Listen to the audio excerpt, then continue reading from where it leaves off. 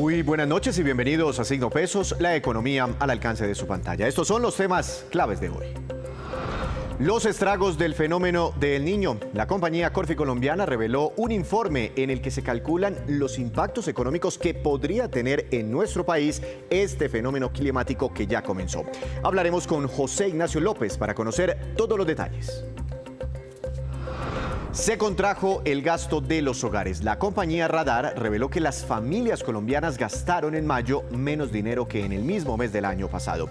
¿En cuáles rubros se registraron los mayores recortes? Nos acompaña esta noche Camilo Herrera para explicar las cifras y los hallazgos. Los pronósticos de crecimiento. El BBVA Research actualizó sus proyecciones sobre la economía colombiana. Calcularon temas como el consumo, la inversión, la inflación y las tasas de interés. Les contamos sus nuevas expectativas.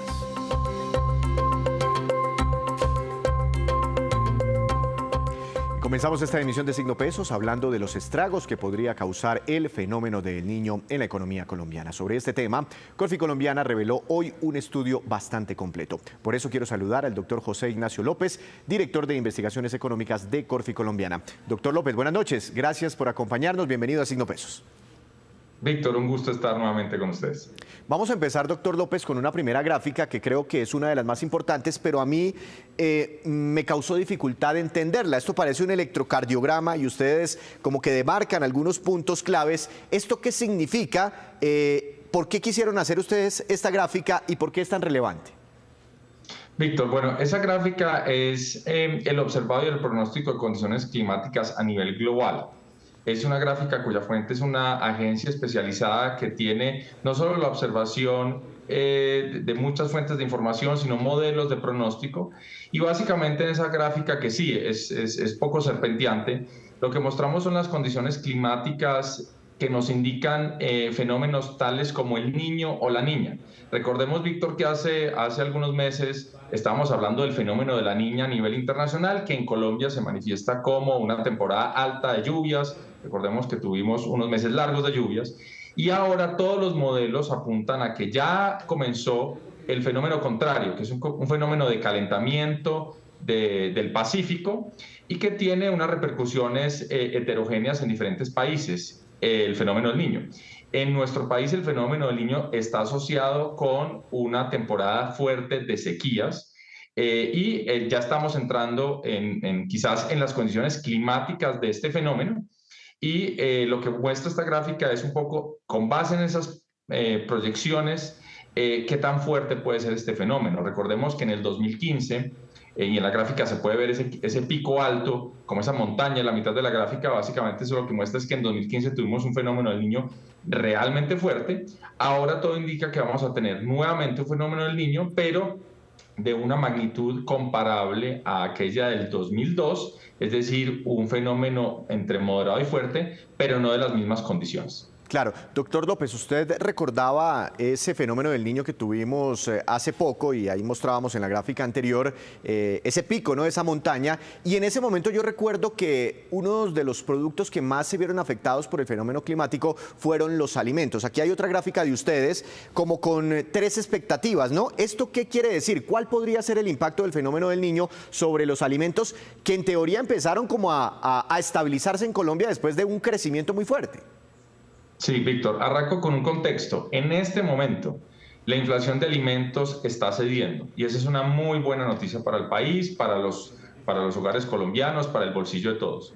¿Qué es lo que nos preocupa? Nos preocupa que con este fenómeno del Niño, efectivamente hay unos rubros o unos sectores agrícolas que debido a las sequías se ven afectados. Esto implicaría menor producción de varios alimentos y nosotros pues en el informe hacemos la lista larga, desde la leche, el maíz, el arroz, la yuca, el plátano. Bueno, es una lista larga y con base en lo que ha ocurrido en otros episodios del fenómeno del Niño, lo que hacemos es tratar de inferir, dadas las proyecciones meteorológicas y climáticas que hay, cuál podría ser ese efecto en la inflación de alimentos. Y esa gráfica que tienes ahí lo que muestra es que efectivamente estamos esperando un descenso, pero si se configura este fenómeno del Niño, y sobre todo si empieza a ser más fuerte de lo que se anticipa, pues va a haber una presión adicional sobre los precios de los alimentos, que nuevamente golpearía el bolsillo de los colombianos hacia final del año. Eso es lo que esta gráfica representa, Víctor. Pero entonces ustedes aquí tienen como varios escenarios, ¿no? Con un niño débil, con un niño moderado, con un niño fuerte, este sería el impacto, pero sí o sí habrá una incidencia sobre los precios que pagamos, ¿no? Sí, Víctor. Una vez se configure el fenómeno del niño, pues repito, eso implicará más sequía en muchos de los departamentos del país, una afectación en la producción de muchos alimentos. ¿Qué tan fuerte va a ser esa afectación o ese efecto en los precios de los alimentos? Pues va a depender de dos variables claves. Uno es qué tan fuerte es ese fenómeno, es decir, digamos, hasta dónde llega estos niveles de sequía. Y dos, la permanencia en el tiempo. No es lo mismo una sequía corta que solo afecta unos ciclos, digamos, de producción que una sequía más larga. El escenario que estamos manejando como base es que vamos a tener un niño relativamente moderado. En esa gráfica estamos presentando escenarios, digamos, alternativos, porque pues hay una incertidumbre, repito, sobre qué tan fuerte va a ser el fenómeno y su persistencia. Doctor López, ¿y tienen de pronto alguna expectativa sobre cuáles alimentos podrían verse más afectados por un fenómeno climático como esto? Como este, no sé, ¿qué tipo de cosechas se podrían perjudicar más? Bueno, Víctor, en el estudio hacemos una referencia detallada porque es un grupo grueso de alimentos. Te mencioné algunos, como por ejemplo el plátano, la yuca, el arroz, el maíz, el fique. En general, hay toda una cadena agrícola que se puede ver afectada por el fenómeno del Niño. Lo otro que hay que advertir, Víctor, y que ya de hecho lo estamos viendo, es que hay un efecto inflacionario adicional al de alimentos que tiene que ver con el precio de la energía. Recordemos que el recurso más importante en el país es el recurso hídrico y en este momento afortunadamente tenemos unos buenos niveles de embalses y dependiendo de dónde sean las sequías, pues vamos a empezar a ver un paulatino descenso en el nivel de los embalses y eso claramente pues va a afectar la generación energética, va a activar tecnologías que son más costosas para la generación energética y eso es un componente que también en adición va a estar presionando la inflación. Es más importante el de alimentos que este componente energético, pero hay que advertirlo en el estudio que mostramos. Esos precios de la energía tienden a subir de manera casi que contemporánea con las probabilidades del fenómeno del niño. Es decir, ya estamos viendo una presión, por ejemplo, en los precios en bolsa, que han venido aumentando de manera importante. La presión sobre los precios de alimentos sería configurar solamente hacia final del año, cuando ya haya una afectación más concreta en la oferta de alimentos. Entonces, en confluencia, pues vamos a tener esas dos fuerzas. Precios de energía al alza, precios de alimentos al alza a final del año. Hay que advertirlo, hay varios escenarios porque todavía hay incertidumbre sobre qué tan fuerte y qué tan prolongado va a ser este fenómeno, pero pues hay que irse preparando. Claro. Y quizás el informe también es un mensaje de empecemos a pensar en políticas, reacciones, estrategias para que hacia final del año pues vayamos mitigando los efectos que esto pueda tener en las familias colombianas. Ahorrando energía, por ejemplo. Aquí hay otra gráfica donde usted empieza a comparar a Colombia con otros países de la región que seguramente se van a ver también afectados por este fenómeno climático. Y lo que yo entiendo aquí es que básicamente el impacto sobre la inflación total, ¿sí? Lo que usted habla, alimentos más energía, de pronto más otros impactos que tenga este fenómeno sobre el costo de vida total de los colombianos, podría ser de 1,23 puntos porcentuales. Es decir, sobre la inflación que tengamos en ese momento sería 1,23 puntos por encima debido a este fenómeno climático. Pero ¿por qué nos va relativamente mejor que otros países? Bueno, Víctor, primero simplemente una aclaración porque estos conceptos pueden ser un poco complejos para la audiencia. Este es un estimativo donde tratamos de dividir mentalmente un país como el que tenemos con el niño y sin el niño y decimos, bueno, si viene un fenómeno del niño, deberíamos tener una inflación más alta en ese número que mostraste ahí. Segundo, ¿por qué Colombia relativo a la región andina se ve un poquito mejor o se ve mejor? Esto tiene que ver con el hecho de que otros países andinos se ven muy afectados por el fenómeno del niño. Un ejemplo claro es, por ejemplo, Perú.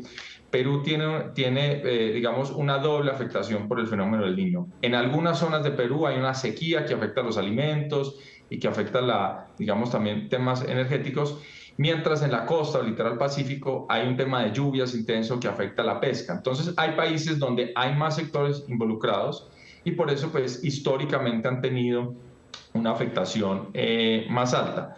Estos números que tú ves ahí son una mirada hacia atrás, es el efecto histórico, hacia adelante. En esta ocasión, pues vamos a ver efectivamente cómo afecta este fenómeno a diferentes países. Por ejemplo, fíjate en la gráfica que Ecuador aparece con una inflación muy alta, porque históricamente era un país que tenía inflación muy alta, ahora tiene una inflación más baja por el hecho de estar dolarizado. Entonces, pues esto estará sujeto a realmente cómo se configura el fenómeno del Niño, pero sí hay que advertirlo que, por ejemplo, en países como Perú, pues esto se está discutiendo de manera ya muy concreta, porque es uno de los países del mundo donde sabemos este fenómeno climático tiene las peores consecuencias para la economía.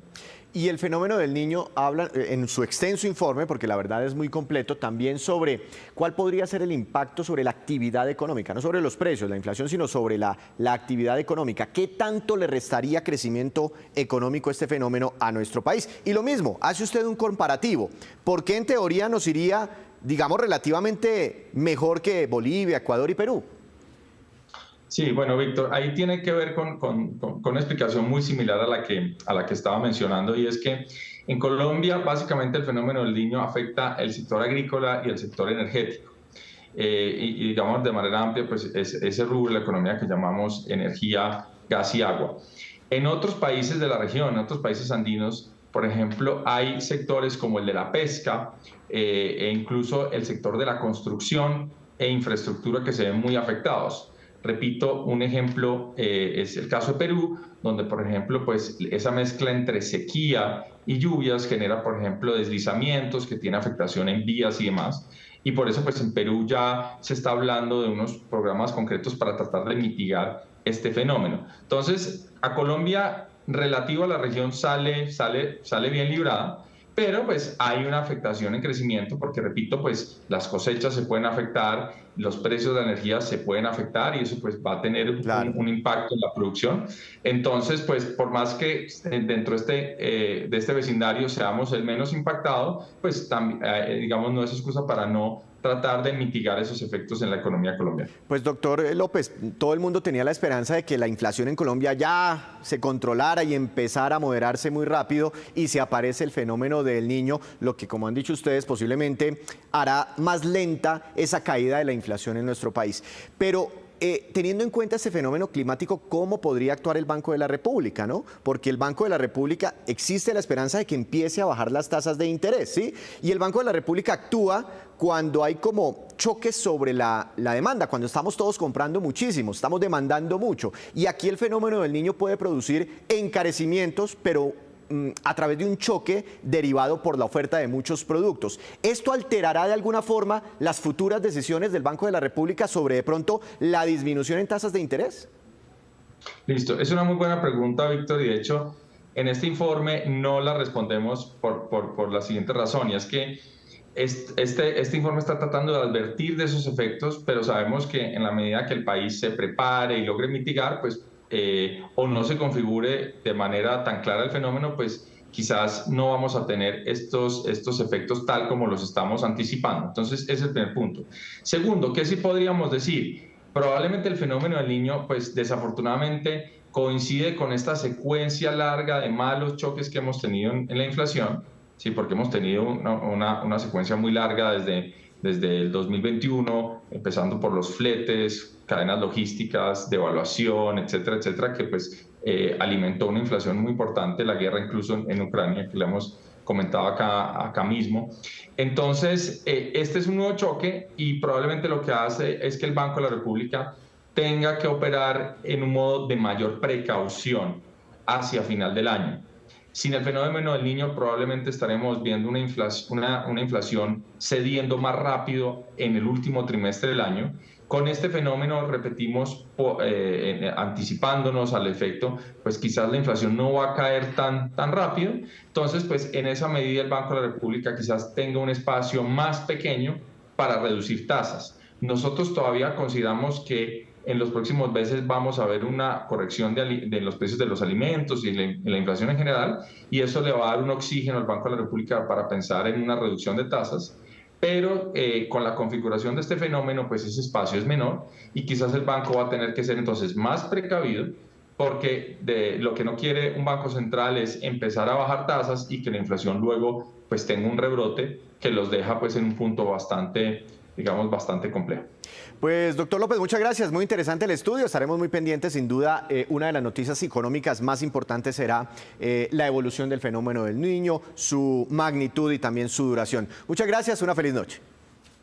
Víctor, feliz noche, hasta luego. Tema del que estaremos muy, pero muy pendientes. Hacemos una breve pausa, pero cuando regresemos espere que el dólar bajó hoy a niveles mínimos que no veíamos desde prácticamente hace un año. Ya les contamos.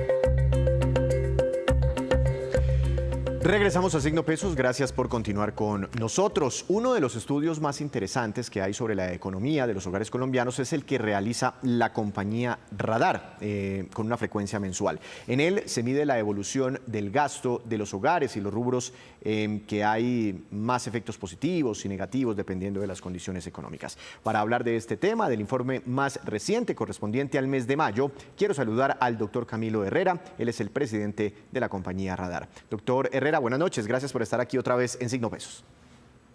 Víctor, muchísimas gracias a usted y a toda la audiencia. Arranquemos con la cifra más importante, caída en el gasto de los hogares colombianos, de crecimiento, de hecho mencionan ustedes, del 2,7%. Yo ya perdí la cuenta, son como 5, 6 o 7 meses consecutivos a la baja, ¿verdad? Víctor, ya son 7 meses a la baja, pero realmente es un fenómeno de ajuste.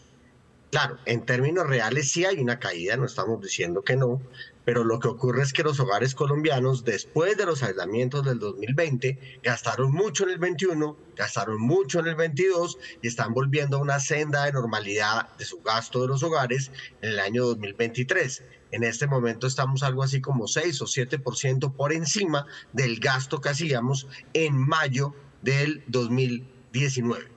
¿Por qué se presentan todavía contracciones cuando miramos las cifras en términos reales?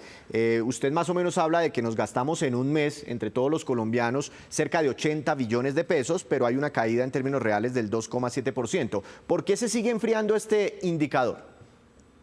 El indicador se enfría mayormente, Víctor, porque la gente en 2022 entendió que los precios estaban subiendo mucho, las tasas de interés iban a subir, entonces anticiparon compras. No estoy diciendo que todos los hogares, porque no todos pudieron y no todos hicieron lo mismo, pero claramente ese fenómeno lo que hizo fue que las personas compraron en el 22 mucho de lo que iban a comprar en el 23.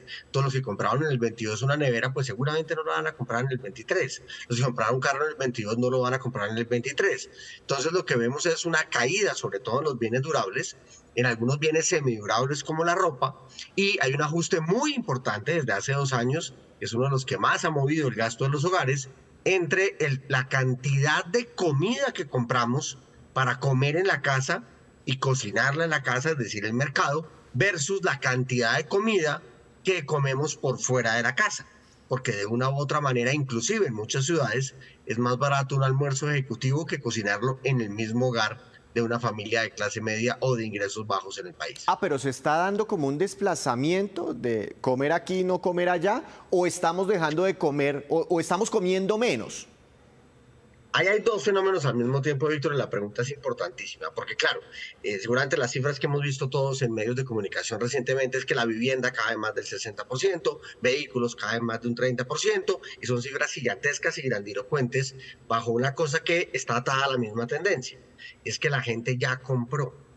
Y no solo la gente ya compró, sino que las tasas de interés están muy altas. Al estar muy altas, pues hay un incentivo medianamente negativo de hasta que las tasas no bajen, yo no voy a comprar carro, no voy a comprar vivienda. Pero parecería que en la comida eso no ocurre, y sí ocurre, no por las tasas de interés, sino por el fenómeno de 2020.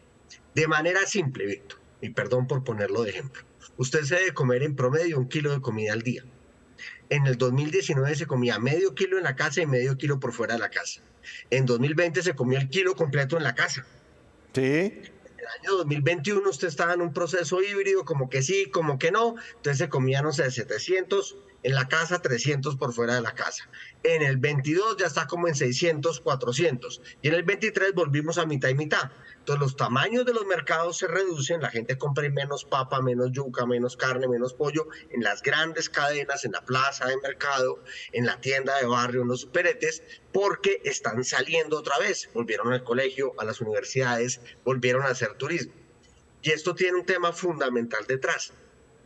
Y es que los alimentos son más baratos para el que hace la comida en el restaurante que para el hogar, porque está la diferencia de la intermediación comercial.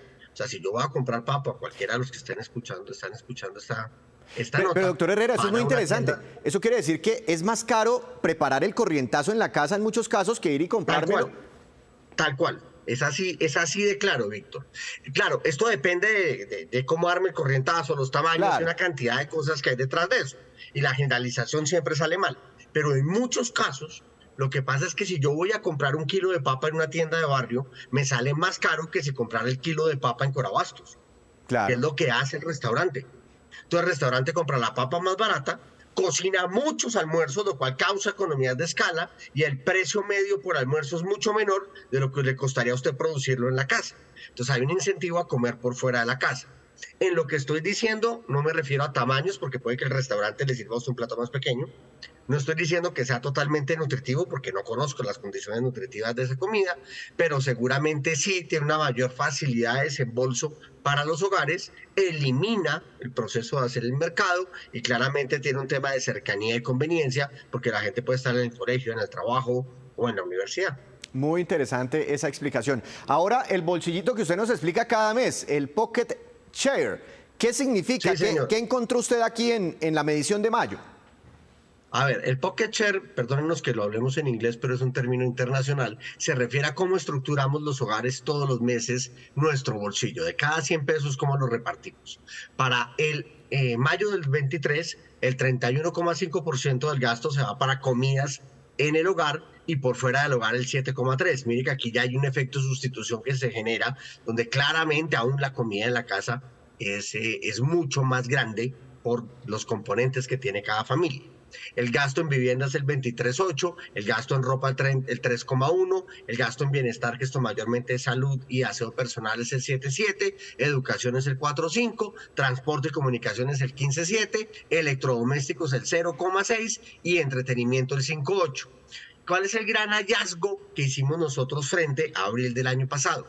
Que cada vez más alimentos en el hogar va cediendo terreno en el bolsillo, lo cual es muy importante, porque cuando comenzó la pandemia, los alimentos, el total de los alimentos sumados en el hogar y por fuera del hogar estaban por el orden del 32% del gasto de los hogares. En este momento eso llegó en un momento dado al 40%. Entonces, esos 8 puntos dentro del bolsillo es un esfuerzo muy grande que hacen los hogares para pagar alimentos que están más costosos, pero eso lo que genera es que la gente no pueda comprar otras categorías. La medida en que los precios de los alimentos dejen de aumentar los precios y algunos bajen de precio, como ya ha ocurrido con la papa, por ejemplo, permite que el bolsillo de los hogares comience a perder estrés y puedan tomar decisiones de gasto en otras categorías en el segundo semestre de este año. Hay otra gráfica muy interesante que nos gustaría que usted de pronto nos ayudara a explicar y creo que ustedes intentan como hacer trazar como una relación que existe, por supuesto, entre la inflación y el gasto de los hogares. Y aquí la ponen por ciudades. ¿Cuáles fueron las conclusiones en mayo frente al mismo mes del año pasado? A ver, el gasto de los hogares sí tiene una relación directa con la inflación, pero aquí vale la pena hacer una reflexión, Víctor, que seguramente la mayoría de la audiencia lo puede entender de una manera sencilla, y es la estructura de gasto de una persona que vive en Bogotá tiene que ser distinta a la estructura de gasto de una persona que vive en Pasto y distinta a la estructura de gasto de una persona que vive en Barranquilla. Y eso tiene que ver con el clima, tiene que ver con las costumbres, tiene que ver con las preferencias y tiene que ver con el ingreso. El ingreso per cápita de alguien que vive en Bogotá pues es más alto del que vive en Pasto, eso es totalmente claro. Pero si uno mira Pasto, por eso lo menciono, es una de las ciudades que más viene cayendo en gasto de los hogares para el mes de mayo, de una caída de menos 3,67. De hecho, yo voy a Pasto la próxima semana a hablar de estos temas, porque hay que entender que Pasto quedó aislado. uno no puede excluir a Pasto de la situación que ocurrió en el sur del país con la caída de la bancada de la Panamericana y las implicaciones que hubo en inflación y abastecimiento de productos.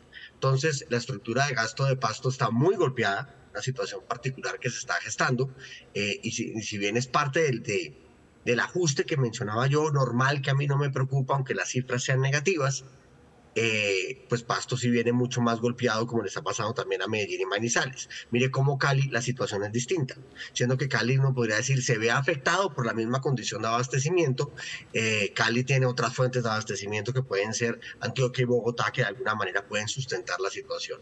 Pero afortunadamente lo que es Cali y Bogotá, que son dos de las 4 ciudades más grandes, están por encima de la dinámica del promedio nacional, y desafortunadamente Barranquilla y Medellín están por debajo. Entonces vemos que ciudades grandes y ciudades medianas tienen comportamientos mixtos en este ajuste que están teniendo los hogares en su gasto mensual.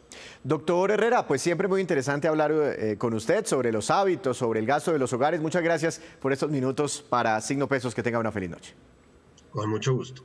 Y feliz viaje al suroccidente del país. Hacemos otra breve pausa y ya les contaremos cuáles son las 10 empresas más grandes por niveles de ingresos aquí en Colombia según. Y regresamos a Signo Pesos con esta que es la cifra económica del día. 4.085 pesos y corresponde a la cotización mínima alcanzada hoy por el dólar en la Bolsa de Valores de Colombia. Este es el nivel más bajo registrado desde mediados del año pasado. La divisa tuvo un cierre de jornada, la última operación que se dio a la 1 de la tarde, de 4.108 pesos. Y el BBVA Research actualizó su informe de expectativas económicas para Colombia. Juana Telles, economista jefe del BBVA, nos cuenta cuáles son esas nuevas proyecciones. Veamos. Colombia y el mundo navegan por unas aguas de desaceleración, ordenada pero desaceleración. Estamos esperando que la economía colombiana este año crezca el 1.2%, el año entrante 1.5%. Es una desaceleración sobre todo del consumo privado y de la inversión, sobre todo la inversión de maquinaria y equipo. Esta combinación de cosas va a ayudar a que la inflación baje, pero lentamente. En ese sentido, el Banco Central va a mantener sus tasas elevadas durante buena parte del año y va a empezar a bajar tasas en diciembre para continuar haciéndolo en el 24.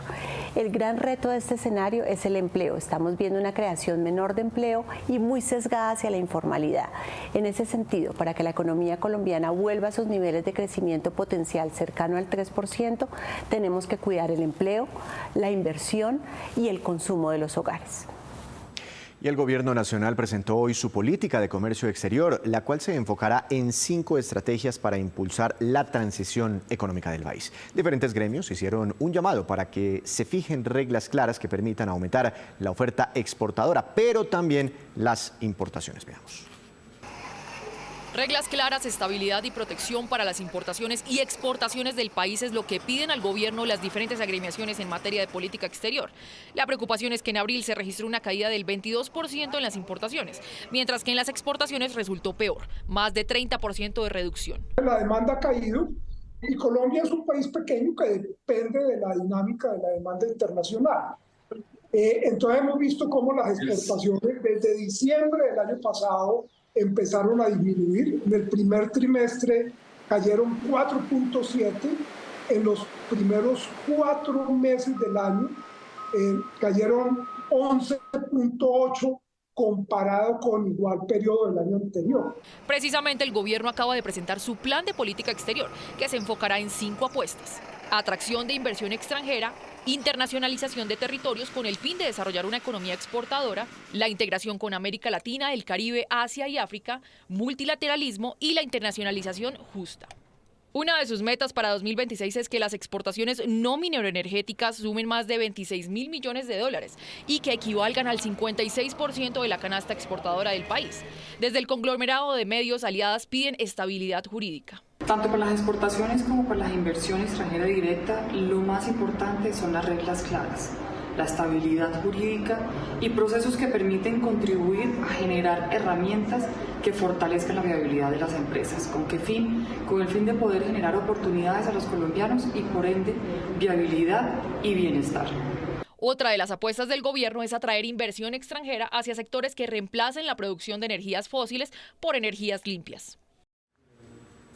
Y ahora nos vamos con estos que son los indicadores económicos que usted debe conocer siempre antes de irse a dormir. Dólar oficial, tasa representativa del mercado que regirá para mañana, 4.114 pesos con 39 centavos, cayó 43 pesos con 82 centavos. El petróleo Brent de referencia para Colombia se vuelve a descolgar, hoy cayó 3,81%, se ubica en $74 con 18 centavos por barril. El precio interno del café colombiano bajó y quedó en promedio a 1.470.000 pesos por carga. El índice MSCI Colcap de la Bolsa de Valores de Colombia bajó 0,88%. La acción más valorizada fue la del Grupo Bolívar con una ganancia de 3,9% y la acción que más cayó fue la del Grupo Aval, tuvo un retroceso de 5,08%. Antes de despedirnos, los quiero dejar con este dato. El superintendente de sociedades, Billy Escobar, reveló hoy el informe de las 1.000 empresas más grandes de nuestro país con corte a diciembre del año pasado.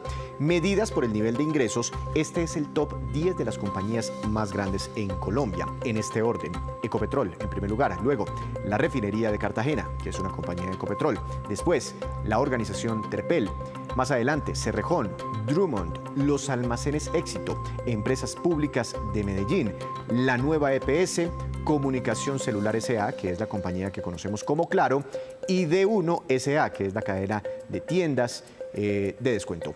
Estas son las empresas que más facturan en Colombia. Así terminamos por hoy. Los esperamos mañana con una nueva emisión y con toda la información económica que usted necesita saber. Recuerde, esto es Signo Pesos, la economía al alcance de su pantalla. Que tenga una feliz noche.